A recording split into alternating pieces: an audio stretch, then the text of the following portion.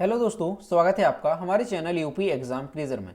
दोस्तों, आज की वीडियो में हम 25 अक्टूबर से संबंधित उत्तर प्रदेश के सभी एग्जाम्स के लिए मोस्ट इंपॉर्टेंट करंट अफेयर के क्वेश्चंस को डिस्कस करेंगे और हर एक क्वेश्चन से रिलेटेड आपको फैक्ट भी बताएंगे। और वीडियो के अंत में हम आपसे एक क्वेश्चन भी पूछेंगे जिसका जवाब आपको कमेंट बॉक्स में देना है। और अगर आपको इसकी PDF डाउनलोड करनी है तो इसकी PDF आप हमारे टेलीग्राम ग्रुप से डाउनलोड कर सकते हैं। टेलीग्राम ग्रुप की लिंक आपको वीडियो को डिस्क्रिप्शन में मिल जाएगी। तो चलिए शुरू करते हैं। आज का सेशन शुरू करने से पहले हम कल के क्वेश्चंस का रिवीजन करेंगे। पहला क्वेश्चन है, उत्तर प्रदेश में कौन सा नया शहर बसाया जाएगा? इसका जो करेक्ट आंसर है वो है ऑप्शन नंबर बी, नया गोरखपुर। अगला क्वेश्चन है, हाल ही में गैस पाइपलाइन को मॉनिटरिंग करने के लिए खास तरह का रोबोट किसने तैयार किया? इसका जो करेक्ट आंसर है वो है option number C, IIT Kanpur ने। और दोस्तों, उत्तर प्रदेश करंट अफेयर की लास्ट 8 मंथ की अगर आपको PDF डाउनलोड करनी है तो उसकी लिंक आपको वीडियो के डिस्क्रिप्शन में मिल जाएगी। वहां से आप इस PDF को डाउनलोड कर सकते हैं। इस PDF में हमने जनवरी से लेकर अगस्त 2021 तक उत्तर प्रदेश करंट अफेयर के सभी इंपोर्टेंट क्वेश्चंस को विस्तार पूर्वक बताया है।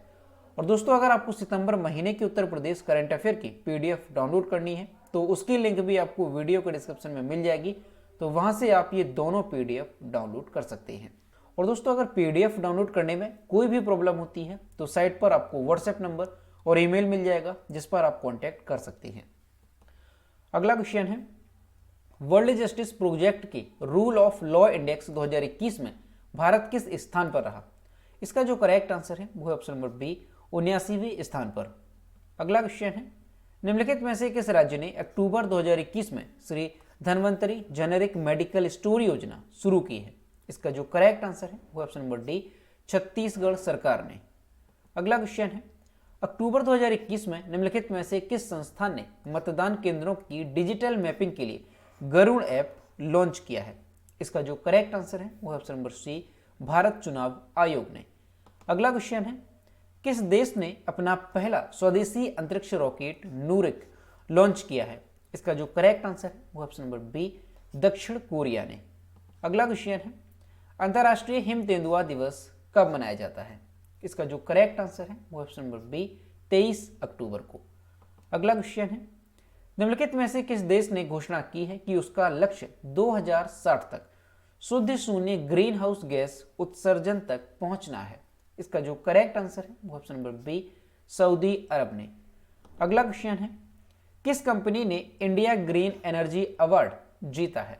इसका जो करेक्ट आंसर है वो option number A, TVS motor ने। तो दोस्तों, ये थे कल के क्वेश्चंस जिसका हमने रिवीजन किया।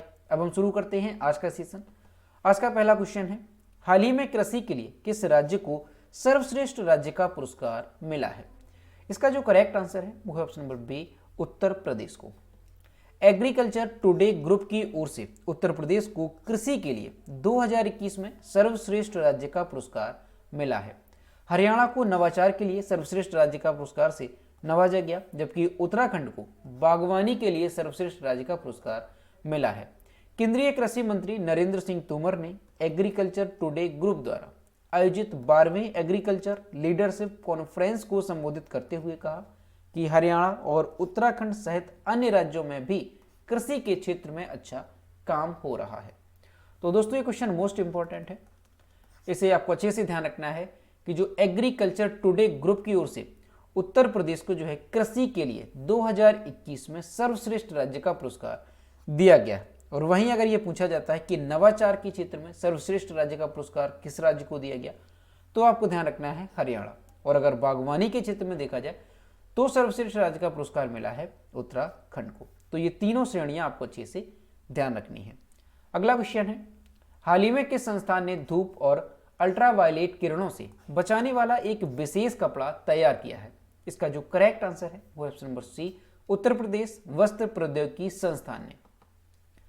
उत्तर प्रदेश वस्त्र प्रौद्योगिकी संस्थान UPTTI के विशेषज्ञों ने ऐसा कपड़ा तैयार किया है जिस पर धूप और अल्ट्रावायलेट किरणों का असर नहीं होता है। यह कपड़ा गर्मी से बचाएगा और शरीर के लिए आरामदायक भी रहेगा। यह कपड़ा दक्षिण अफ्रीका में होने वाले पौधे से मिलने वाले बायोपॉलीमर लिग्निन से तैयार नाइलॉन से बना है। UPTTI इस तकनीक को पेटेंट कराने जा रहा है, जबकि रिसर्च को पोलैंड के जर्नल में प्रकाशित किया गया है। प्रोफेसर अरुण सिंह गंगवार ने प्रोफेसर प्रशांत बिश्नोई और प्रोफेसर मुकेश सिंह के सहयोग से इस तकनीकी को विकसित किया है।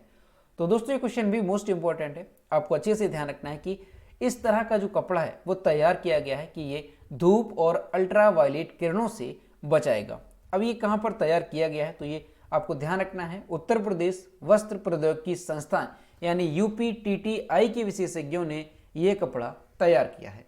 अब दोस्तों यहाँ पर जो एक वर्ड है यूपीटीटीआई, इसका फुल फॉर्म क्या है, तो आपको ध्यान रखना है Uttar Pradesh textile technology institute, यूपीटीटीआई का फुल फॉर्म है। अगला क्वेश्चन है, हाल ही में कानपुर के किस छात्र ने दृष्टिहीनों के लिए ब्लाइंड ग्लव्स का निर्माण किया है? इसका जो करेक्ट आंसर है वो है ऑप्शन नंबर बी, निर्भय कटियार ने। और यहाँ पर आप इमेज में देख सकते हैं इस तरह के ये ब्लाइंड ग्लव्स बनाए गए हैं जो कि दृष्टिहीनों के लिए काफी उपयोगी है। कानपुर के जय नारायण विद्या मंदिर इंटर कॉलेज के हाई स्कूल छात्र निर्भय कटियार ने ब्लाइंड ग्लव्स बनाए हैं जो कि दृष्टिहीनों के लिए बहुत उपयोगी साबित होंगे। आंखों की तरह काम करने वाले ये दस्ताने 90 सेंटीमीटर की दूरी पर किसी तरह की बाधा पर संदेश देकर अलर्ट कर देते हैं।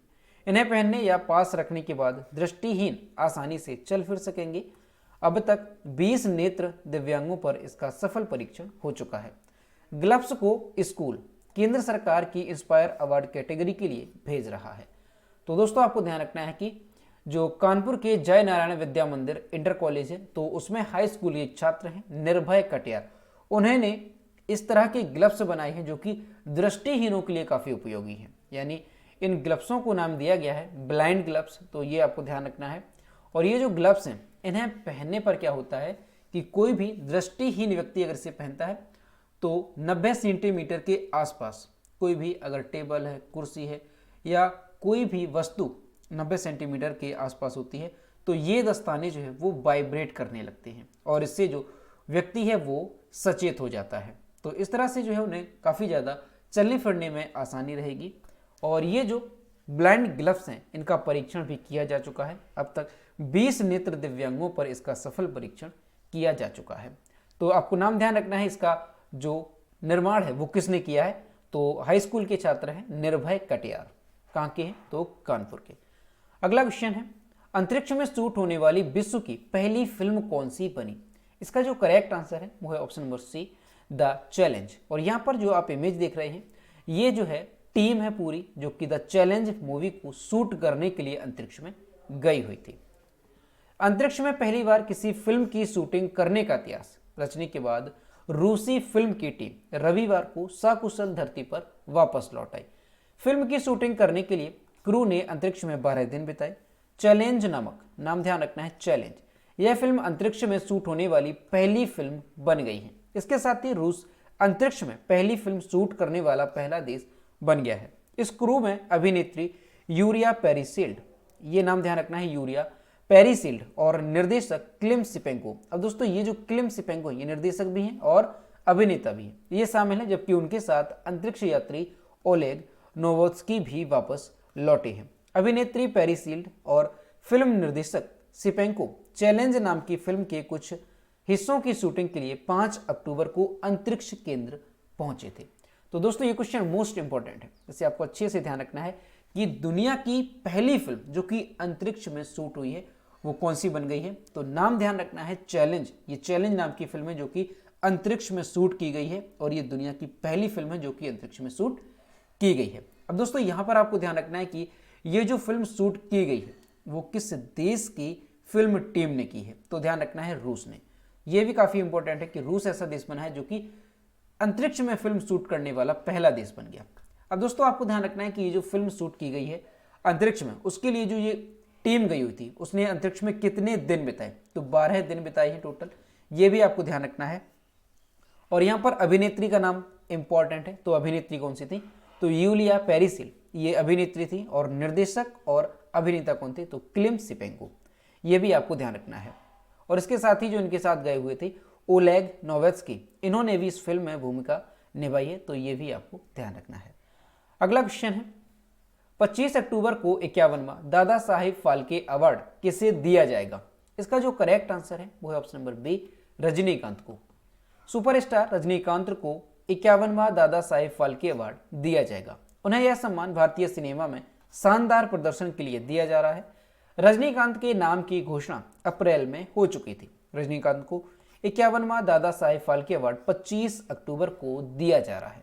अभिनेता रजनीकांत ने अपने एक्टिंग करियर की शुरुआत तमिल सिनेमा में अपूर्व रांगल फिल्म से की थी। तो ये फिल्म आपको ध्यान रखना है, अपूर्व रांगगल फिल्म से इन्होंने जो है अपने एक्टिंग करियर की शुरुआत की थी। रजनीकांत को भारत सरकार द्वारा साल 2000 में पद्म भूषण और साल 2016 में पद्म विभूषण से सम्मानित किया जा चुका है। तो दोस्तों आपको ध्यान रखना है, क्वेश्चन भी मोस्ट इंपॉर्टेंट है कि 2021 में जो है दादा साहेब फाल्के अवार्ड किसे दिया जा रहा है। तो 51वां दादा साहेब फाल्के अवार्ड दिया जा रहा है जो कि सुपरस्टार रजनीकांत को दिया जा रहा है। अब दोस्तों यहाँ पर आपको ध्यान रखना है, जो रजनीकांत है इन्हें भारत सरकार द्वारा साल 2000 में पद्म भूषण दिया गया था और 2016 में पद्म विभूषण दिया गया था। तो ये भी आपको अच्छे से ध्यान रखना है। अब दोस्तों दादा साहेब फाल्के अवार्ड इसकी शुरुआत कब से हुई, तो ये थोड़ा जानते हैं।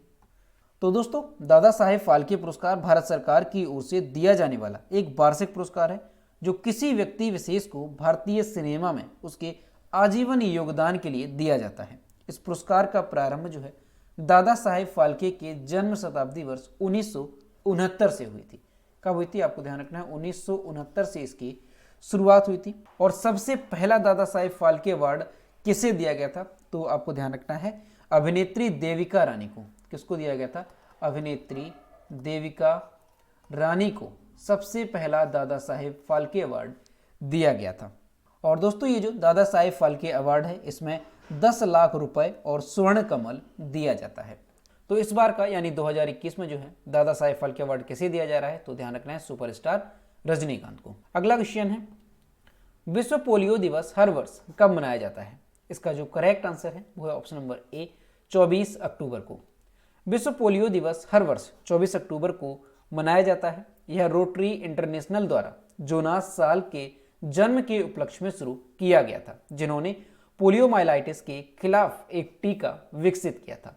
विश्व पोलियो दिवस 2021 की थीम क्या रही, तो आपको ध्यान रखना है one day one focus, ending polio, delivering on our promise of a polio free world 2021 की विषय वस्तु यानी थीम रही। पोलियोमाइलाइटिस एक अत्यधिक संक्रामक वायरल रोग है जो मुख्य रूप से छोटे बच्चों को प्रभावित करता है। तो दोस्तों आपको ध्यान रखना है कि हर वर्ष विश्व पोलियो दिवस कब मनाया जाता है, तो 24 अक्टूबर को हर वर्ष विश्व पोलियो दिवस मनाया जाता है। और ये किसके जन्म के उपलक्ष्य में शुरू किया गया था, तो आपको ध्यान रखना है जोनास साल के जन्म के रूप में इसे शुरू किया गया था, जिन्होंने पोलियो के खिलाफ एक टीका विकसित किया था। अगला क्वेश्चन है, निम्न में से किसे 52वें अंतर्राष्ट्रीय फिल्म महोत्सव के दौरान सत्यजीत रे लाइफ टाइम अचीवमेंट अवार्ड से सम्मानित किया जाएगा। इसका जो करेक्ट आंसर है वो है ऑप्शन नंबर सी, ए और बी दोनों, यानी इस्तवान इस्जाबू और मार्टिन स्कॉर्सेस को 52वें अंतर्राष्ट्रीय फिल्म महोत्सव के दौरान सत्यजीत रे लाइफ टाइम अचीवमेंट अवार्ड से सम्मानित किया जाएगा।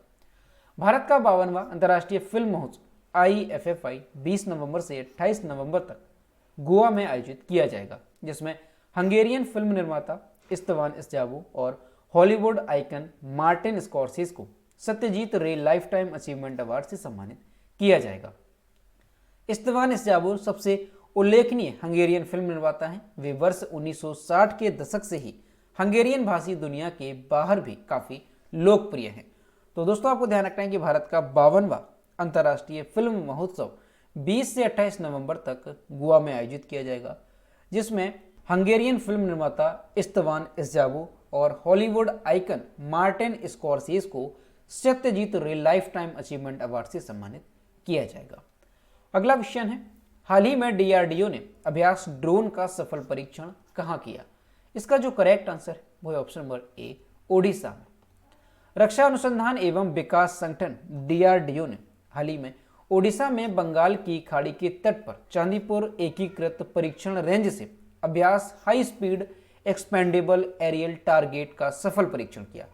इस लड़ाकू ड्रोन का फ्लाइट टेस्ट 22 अक्टूबर 2021 को किया गया। इससे भारतीय रक्षा प्रणाली को मजबूती मिलने की आशा की जा रही है।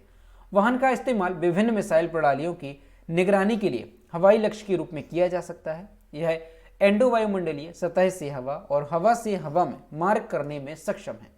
अभ्यास के विकास का काम साल 2012 से ही चल रहा था। तो दोस्तों ये क्वेश्चन भी मोस्ट इंपॉर्टेंट है, आपको अच्छे से ध्यान रखना है कि डीआरडीओ ने जो है हाल ही में ओडिशा में बंगाल की खाड़ी के तट पर चांदीपुर एकीकृत परीक्षण रेंज में अभ्यास high speed expendable aerial target का सफल परीक्षण किया।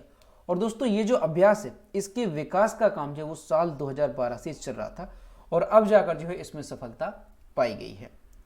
तो यहाँ पर आपको ध्यान रखना है कि डीआरडीओ ने इसका सफल परीक्षण किया है और कहाँ पर किया है, तो ओडिशा में बंगाल की खाड़ी तट पर चांदीपुर एकीकृत परीक्षण रेंज से। अब दोस्तों डीआरडीओ का फुल फॉर्म क्या है, तो Defence Research and Development Organisation DRDO का फुल फॉर्म है। और डीआरडीओ की स्थापना कब हुई थी, तो आपको ध्यान रखना है 1958 में डीआरडीओ की स्थापना हुई थी। अगला क्वेश्चन है, विश्व में फसल जलाने से संबंधित उत्सर्जन में कौन सा देश शीर्ष स्थान पर रहा। इसका जो करेक्ट आंसर है वो option number B, Bharat. Bharat फसल अवशेष जलाने से जुड़े उत्सर्जन में शीर्ष स्थान पर है। जलवायु प्रौद्योगिकी स्टार्टअप ब्लू स्काई एनालिटिक्स द्वारा जारी एक नई रिपोर्ट में यह दावा किया गया है।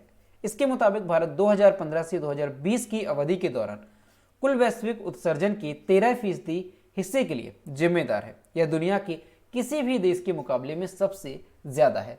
तो दोस्तों आपको ध्यान रखना है कि अभी हाल ही में जलवायु प्रौद्योगिकी स्टार्टअप ब्लू स्काई एनालिटिक्स द्वारा एक रिपोर्ट जारी की गई, जिसके अनुसार ये बताया गया कि फसलों के अवशेष जलाने के मामले में कौन सा देश शीर्ष स्थान पर है, तो भारत जो है ये शीर्ष स्थान पर है। यानी अवशेष जलाने से जो वायु प्रदूषित होती है उस मामले में भारत ये पहले स्थान पर रहा।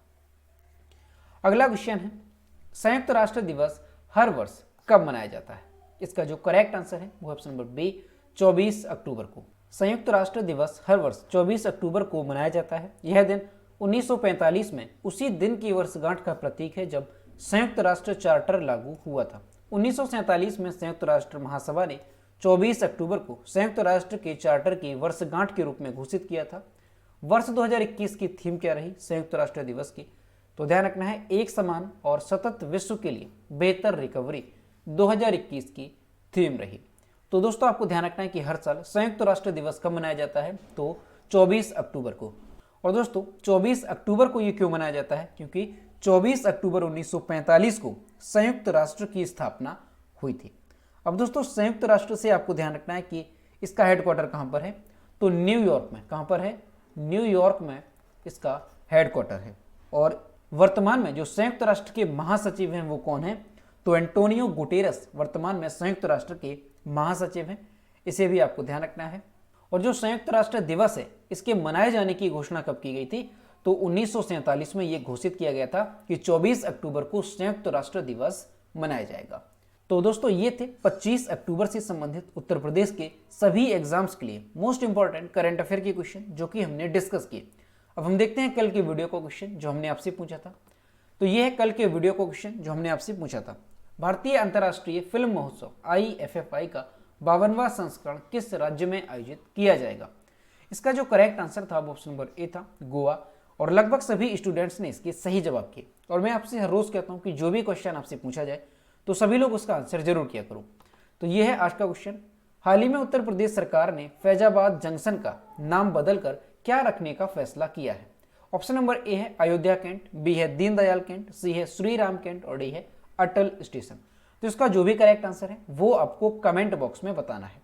तो दोस्तों अगर आपको आज का वीडियो पसंद आया हो तो वीडियो को लाइक करें, शेयर करें और अगर चैनल पर नए हैं तो चैनल को सब्सक्राइब करना ना भूलें। साथ ही बेल आइकन को भी प्रेस करें ताकि टाइम टू टाइम नोटिफिकेशन आप तक पहुंचता रहे।